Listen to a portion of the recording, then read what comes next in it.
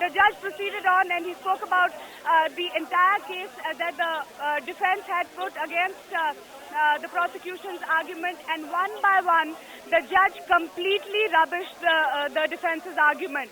Whether it was the entire question of Ajmal Amer Kasab being under duress, having done this at the instigation of somebody else, the judge clearly said that was completely rejected. That argument was completely rejected.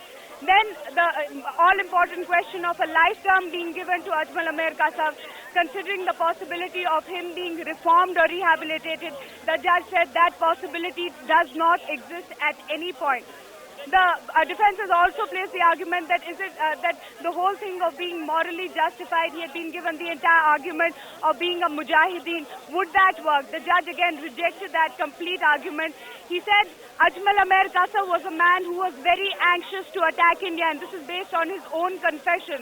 He was irritated by the delay when there was a delay in the attack that was planned by the Lashkar-e-Taiba on India, and clearly the judge was not going to give him any chances as far as that is concerned.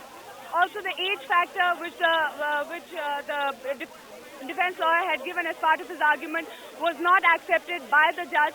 The judge kept talking about the defense's argument, and some of the prominent things that the judge said, which I'd like to repeat, is that a common man, as he was coming towards the end of the operative part of the judgment, he said, a common man will lose faith in the courts if this man is let loose, or if this man is given a lifer. The death penalty is required. Judge Tayaliani said, death penalty must be imposed.